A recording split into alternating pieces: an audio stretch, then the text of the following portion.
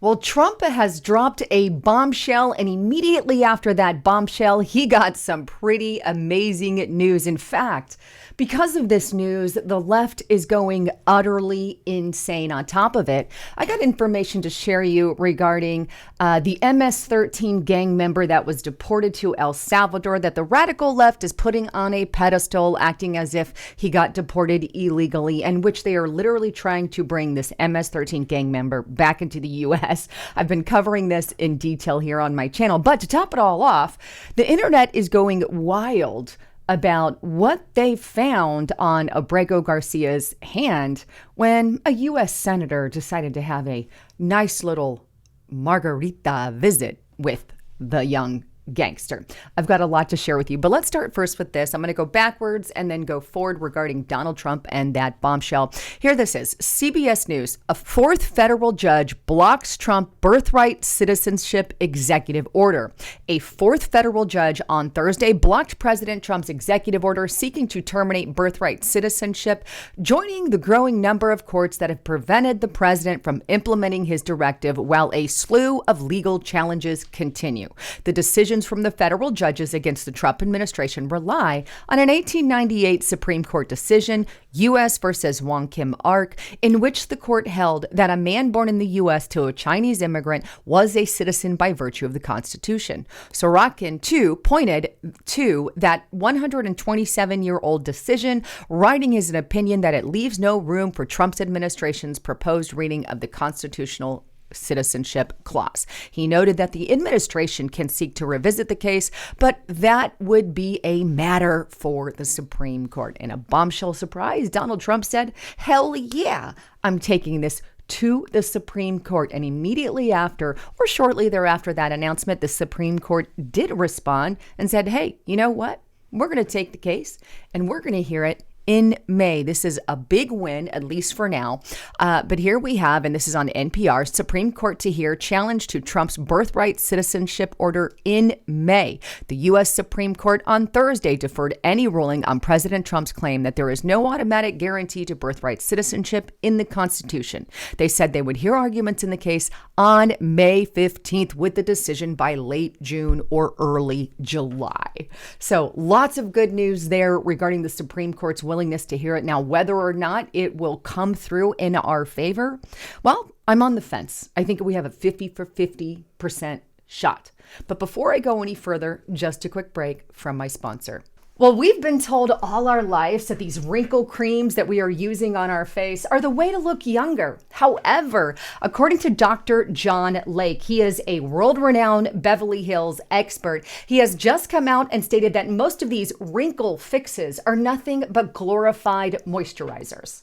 Well, recently, Dr. Lake has focused his attention away from these mainstream practices so that he can focus on revolutionary anti-aging breakthroughs. His personal clients, including myself, have dubbed this do-it-yourself technology as the age rewinder method because it literally takes decades off of your skin in the matter of minutes.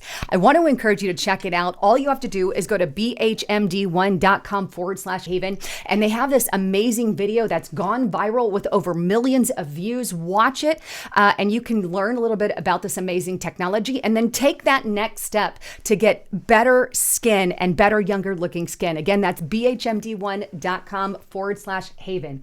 If you're on your cell phone, click that more button to get more information or click the link in the description box below. All right, back to the broadcast.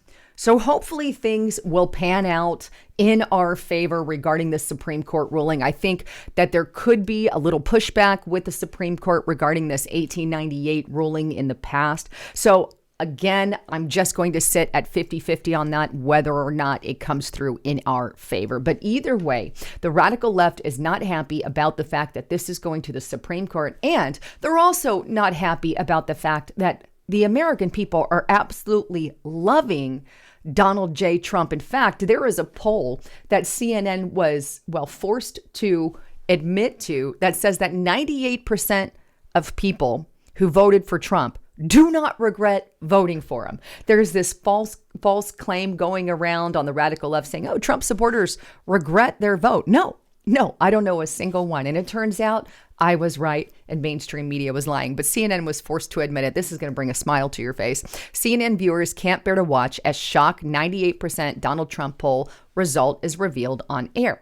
In a startling revelation, CNN aired poll results that have raised eyebrows across the nation about former U.S. President Donald Trump's voter loyalty.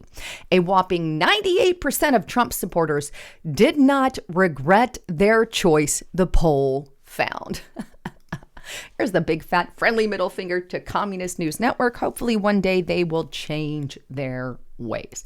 But either way, they're in an all-out panic about Donald Trump, and they're really instigating this judicial coup against the president. It just makes me sick to my stomach. But on that note, I want to go back to, I'm kind of been following what's going on with Kilmar Abrego Garcia. And while Senator Chris Van Hollen has said, I'm going to El Salvador, as I reported yesterday, and he's going to meet with them.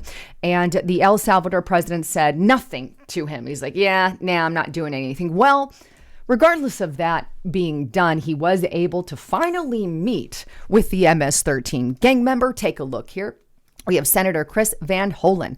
I said my main goal of this trip was to meet with Kilmar. Tonight, I had that chance, and I have called his wife, Jennifer, to pass along his message of love. I look forward to providing a full update upon my return. It's really sick. He's looking at this MS-13 gang member, double wife beater, right? He beat her twice or a couple times. But anyway, and he's looking with these loving eyes to this MS-13 gang member. It really makes me sick. What makes me even more sick is the heart count at the bottom. 107,000 people gave that a heart. These people literally don't know what that senator is supporting. I have to believe that that's the case. I can't believe that many Democrats actually are for this MS-13 gang member. In fact, here he is begging President Bukele to do the right thing. Take a listen. It's just sick it'll make you sick.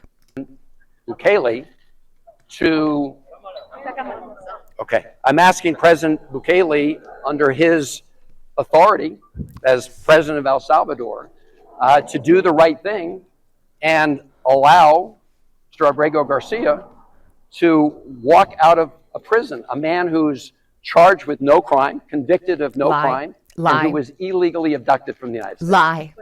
Illegally abducted, charged with no crime. I'm going to show you in just a moment that he is just lying out his teeth. And that's what makes me really sick. These Democrats have resorted to straight up lies, like lies. But let's get first into how President Bukele responded. Yet again, you guys are going to love this. But take a look at his response. He put this out. He put the pictures. I got to show you these pictures before I show you his response. You can see this right here. You can see all the pictures there. And they're having a happy little, I guess it's margarita, according to the Post. But here's what he said. He said, Kilmar Abrego Garcia miraculously risen from the death camps and torture. He's now sipping on margaritas with Senator Van Hollen in the tropical paradise of El Salvador. So he's mocking him. That is what he's doing. And then he adds to that post, this is a second mock of, he says, now that it's been confirmed that he's healthy, he gets the honor of staying in El Salvador's custody. Yes, El Salvador, please don't deport or please don't send an MS-13 gang member to the United States of America. He is a terrorist by our very definition. Now, let me show you some of the evidence on that because I haven't brought, I brought some of it, but here is new information that's kind of been being released to show you how bad the Democrats are lying to you. And it just makes me sick. And this was posted by Libs of TikTok, but new documents have been released by the Department of Justice that say police validated that Kilmar Garcia was an active member of the MS-13 gang and admitted to being in our country illegally. They validated it. Validated. Here's that. This is by the U.S. Department of Homeland Security here. It says 3/28/2019, so this is when it happened, but it goes on to say on March 28th, 2019, the Prince George County Police gang unit made contact with two suspected illegal aliens who they had validate as an active MS-13 gang member. In other words, two people validate that he's a gang member. Abrego Garcia, Kilmar Armando, detained in connection to a murder investigation. So obviously there was something going on there. The subject freely admitted to being a citizen and national of El Salvador by birth and that they were present in the United States illegally. So they openly admit that they are illegal aliens, or he openly admitted that he's an illegal alien, and he had 2 people confirm that he is a member of MS-13 gang. Right? If you're a member of MS-13 gang, you're not going to tell a cop, yeah, I'm a member. You're just not. That's like confessing to a murder, right? But here's this as well. Let me get into that in a moment. Let me show you this other document here. I'm going to blow this one up. And here it is right here.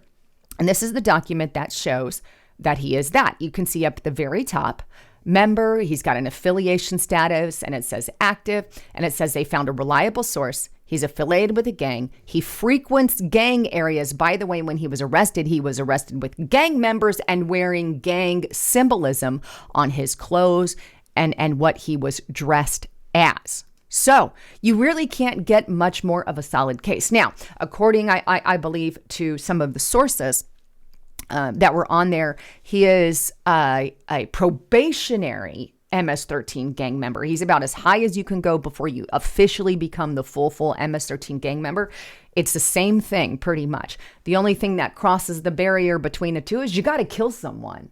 Very sick group, very sick gang member, but you got to kill someone to be fully initiated. And he was right on the brink of that. And I think Donald Trump saved somebody's life, because that very well may have happened. Just my 2 cents on that. But that is it. In other words, he's definitely part of the gang and affiliated with an MS-13 gang. Not to mention the fact that he abuses his wife. I'm not going to touch on that again because I touched on that yesterday. But there is something going rather viral about this gang member, and that is what is on his hand. I'm going to throw this up on the screen so you can see the hand, blow it up there a little bit. And what he has on there, if you go to his pointer finger right there by his thumb, it looks like some kind of marijuana leaf. So there's your M. Next to that, it looks like potentially a skull of some sort. That would be your S. And then the number 1, or some kind of pillar. He didn't write exactly the number 1. And then the 3. So MS-13. And now I don't know if that's necessarily affiliated with a gang or not, but it's causing the internet to go wild because the marijuana leaf could represent the M, the smiley face or skull represents the S, and then the number 13 beside them. And he's right there in the picture for all to see with the senator. One has to ask why a senator might do something like that. Why? And why openly lie about it? In fact, there's others, leaders, not necessarily senators, but other leaders who are wanting to go and visit Abrego and convince El Salvador to let him go. But this is a hill that they are dying on, and I say more power to you. In fact, Hillary Clinton, whom I don't like, came out and said this about it. She says, before the election, I warned that there is no safe haven under authoritarianism. If they can ship Kilmar Abrego Garcia to a foreign prison, accused of no crime, not true, with no trial, not true, they can do it to anyone. Americans of conscience must stand against this now. So they're trying to make the case right now that if Donald Trump can do it to him, he can do it to anyone, and they're going to ship you all off. That's a pretty terrifying claim from you, Miss Hillary Rodham Clinton, Rodham or whatever. But anyway, he saw two judges already. Both judges ruled that he should be, or they ruled that he should be deported. He had the temporary stay of deportation because he feared for his life from getting killed from another gang, oddly enough. But anyway, I'm kind of going backwards here, but the judges also ruled, by the way, that he was an MS-13 gang member. But anyway, the fact that they are twisting it to this level tells you everything you need to know. They're out there lying, saying he's basically a Maryland man, and it's a Maryland man hoax. And you know what? I think more and more information is going to come out about this fella, and let this be the hill that they die on. I'm sick and tired of it. I actually think this is going to be part of their slogan in 2028, and that's why they're fighting so much. And in lieu with this gang member, that they're attempting to do everything in their power to paint him as a Maryland man with a family that was wrongly deported, and not wrongly deported. There was a clerical error. Everybody agrees with that. But because he's a terrorist, he was allowed to be deported. That's my thought, and I'm sticking to it. Can't wait to hear your thoughts on the whole thing. I love you all. I'm Lisa Haven, signing out.